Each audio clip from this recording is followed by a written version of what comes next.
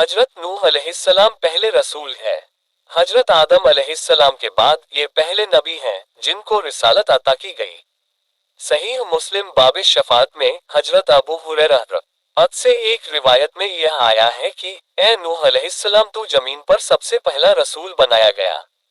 नूह अलैहिस्सलाम की कौम, दावत व तबलीग और कौम की नाफरमानी।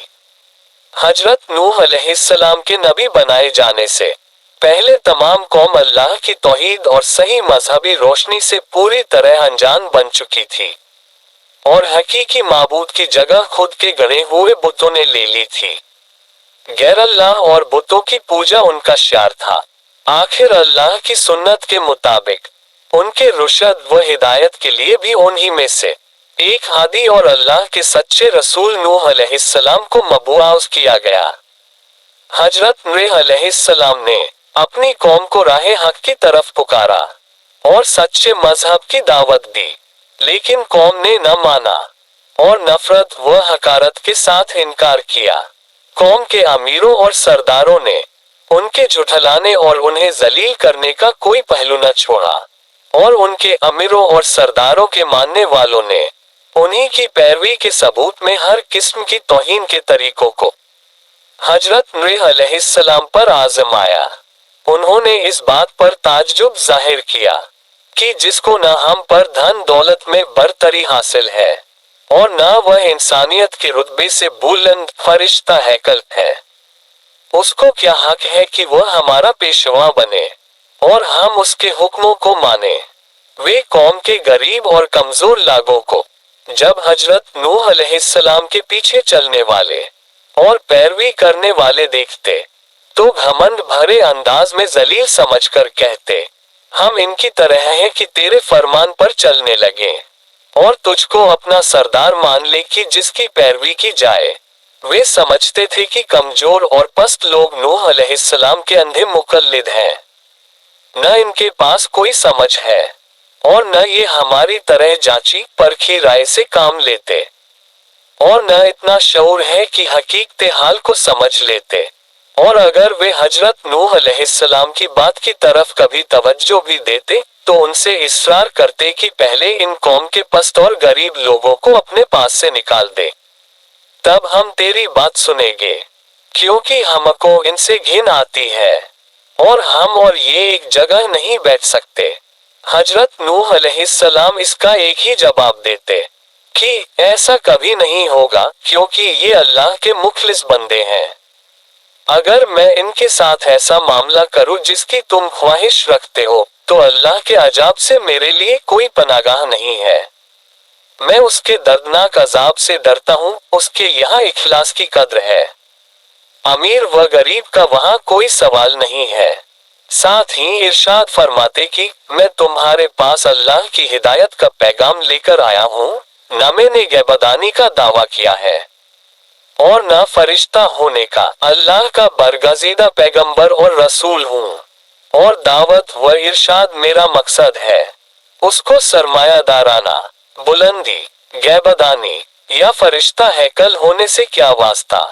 कौम के ये कमजोर और गरीब लोग जो अल्लाह पर सच्चे दिल से ईमान लाए हैं तुम्हारी निगाह में इसलिए हकीर व जलील हैं कि वे तुम्हारी तरह धन दौलत वाले नहीं हैं और इसीलिए तुम्हारे ख्याल में ये न खैर हासिल कर सकते हैं और न सादत, क्योंकि ये दोनों चीजें दौलत व हशमत के साथ हैं, न कि गरीबी और इखलास के साथ।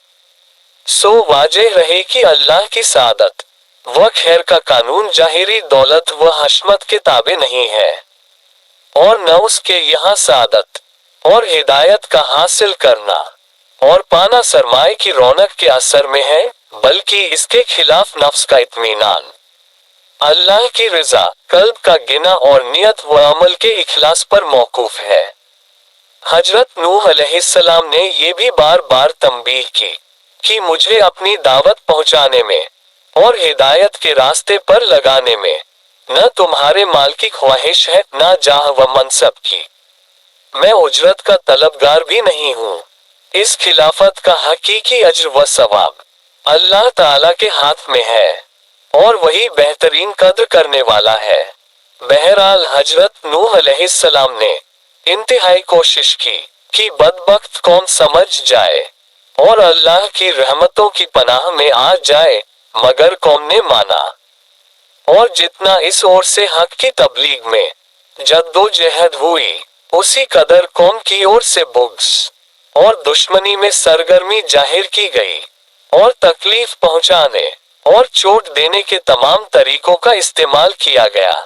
और उनके बड़ों ने आम लोगों से साफ साफ कह दिया कि तुम किसी तरह वुद, सुवा, यगूस और नस्र जैसे बुतों की पूजा को न छोड़ो।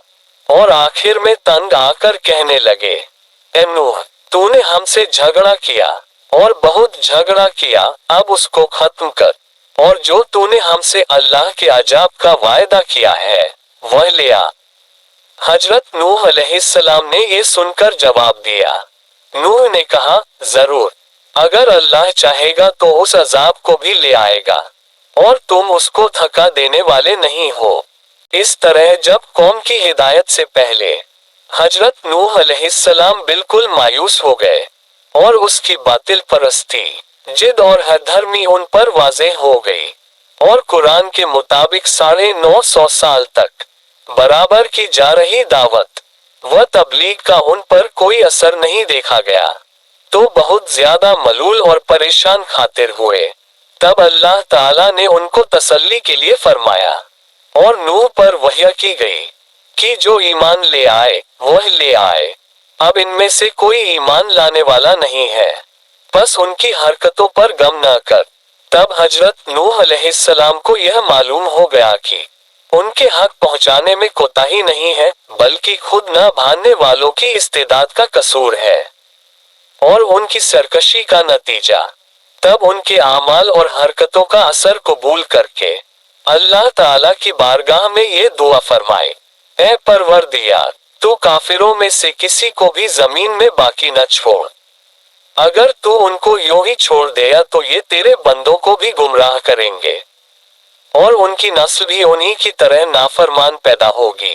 नाव की बुनियाद अल्लाह ने हजरत नूह अलैहिस्सलाम की दुआ कबूल फरमाए और बदले के कानून और आमाल के मुताबिक सरकशों की हलाकत का ऐलान कर दिया।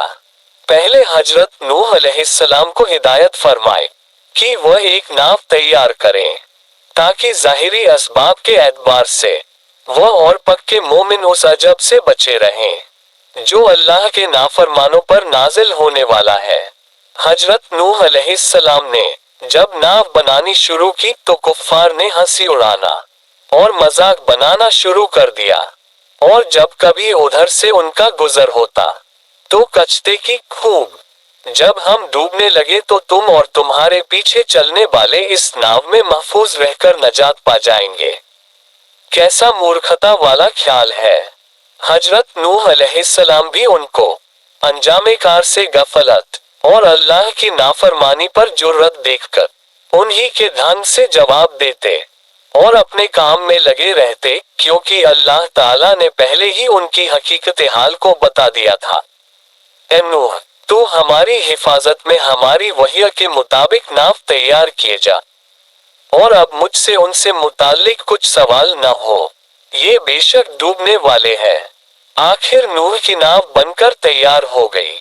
अब अल्लाह के वायदे अजाब का वक्त करीब आया और हजरत नूह अलैहिस्सलाम ने उनकी पहली निशानी को देखा जिसका जिक्र उनसे किया गया था, यानी धरती के नीचे से पानी का चश्मा उबलना शुरू हुआ। तब अल्लाह की वहय ने उनको हुक्म सुनाया कि नाव में अपने खानदान वालों को बैठने का हुक्म दो और तमाम जानदारों में से हर एक का एक जोड़ा नाव में पनाह लें, और छोटी जमाजत लगभग 40 लोग भी जो तुम पर ईमान ला चुकी है नाव में सवार हो जाए। जब अल्लाह की वत्य की तमिल की गई तो अब आसमान को हुक्म हुआ कि पानी बरसना शुरू हो, और धरती के सोतों को हुक्म दिया गया कि वे पूरी तरह उबल पड़े। अल्लाह के हुक्म से जब ये सब कुछ होता रहा तो नाव भी उसकी हिफाजत में पानी पर एक मुद्दत तक तैरती रही, यहाँ तक कि तमाम इनकार करने वाले और दुश्मन डूब गए और अल्लाह ताला के कानून, जज़ा व अमल के मुताबिक अपने किए को पहुंच गए। जूदी पहाड़ अजाब का खत्म होना। गरा जब अल्लाह के हुक्म से अजाब खत्म हुआ तो नूह अलैहिस्सलाम की नाव जूदी पर ठहर गई और हुक्म पूरा हुआ और नाव जूदी पर जा ठहरी और ऐलान कर दिया गया कि जुल्म करने वाली कौम के लिए हलाकत है। पानी धीरे धीरे सूखना शुरू हो गया और नाव में पनाह लेने वालों ने दूसरी बार अमन व सलामती के साथ अल्लाह की जमीन पर कदम रखा। इसी वजह से हजरत नूह अलैहिस्सलाम का लक़ब अबुल बशर सानी या आदम सानी यानी इंसानों का दूसरा बाप और शायद इसी एतबार से हदीस में उनको अव्वलुर रुसुल कहा गया।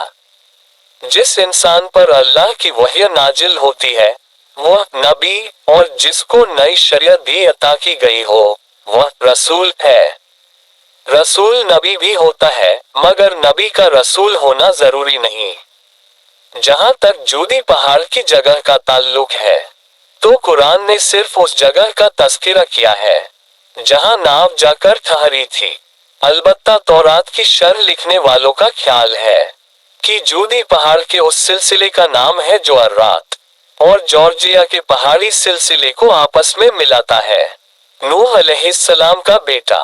तारीख के माहिरों ने हजरत नूह अलैहिस्सलाम के इस बेटे का नाम कनान बताया है। ये तौरात की रिवायत के मुताबिक है। कुरान उसका नाम बताने से खामोश है जो नफ्से वाकरिया के लिए गैर जरूरी था। अलबत्ता हजरत नूह अलैहिस्सलाम का उस बेटे से खिताब और उसके जवाब का जिक्र किया गया है। कहा, मैं बहुत जल्द किसी पहाड़ की पनाह लेता हूँ कि वह मुझको डूबने से बचा लेगा। बहरहाल कनान हजरत नूह का बेटा था मगर उस पर हजरत नूह अलैहिस्सलाम की हिदायत व रुशद की जगह अपनी काफिर वालिदा की तरबियत की गोद ने और खानदान और कौम के माहौल ने बुरा असर डाला और वह नबी का बेटा होने के बावजूद काफिर ही रहा और तूफान में गर्क हो गया। नूह अलैहिस्सलाम का तूफान आम था या खास? क्या नूह अलैहिस्सलाम का तूफान पूरी दुनिया में आया था या किसी खास खित्ते पर? इसके बारे में पुराने और नए उलेमा में हमेशा से दो राय रही हैं। यही सूरत यहूदी और ईसाई उलेमा, फल्कियात के इल्म के और तबकातुल अर्ज के माहिरों की है। एक तबके का ख्याल है कि यह सिर्फ उसी खित्ते में महदूद था जहां हजरत नूह अलैहिस्सलाम की कौम आबाद थी और यह हल्का फैलाव के एतबार से 1,40,000 मुरब्बा किलोमीटर होता है। लेकिन सही मसलक यही है कि तूफान खास था, आम न था। अलबत्ता कुरान मजीद ने अल्लाह की सुन्नत के मुताबिक सिर्फ उन्हीं तफसीलों पर तवज्जो की है जो नसीहत के लिए और सबक हासिल करने के लिए जरूरी थी। वह तो सिर्फ ये बताना चाहता है कि तारीख का ये वाक़या सोचने समझने वालों को भुलाना न चाहिए कि हजारों साल पहले एक कौम ने अल्लाह की नाफरमानी पर इसरार किया और उसके भेजे हुए हादी हजरत नूह अलैहिस्सलाम के सबक व हिदायत के पैगाम को झुठलाया, ठुकराया और मानने से इनकार कर दिया तो अल्लाह ने अपनी कुदरत का मुजाहरा किया और ऐसे सरकशों को हवा बारिश के तूफान में गर्क कर दिया।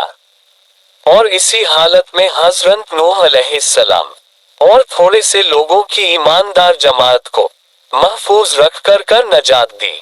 हजरत नूह अलैहिस्सलाम की उम्र।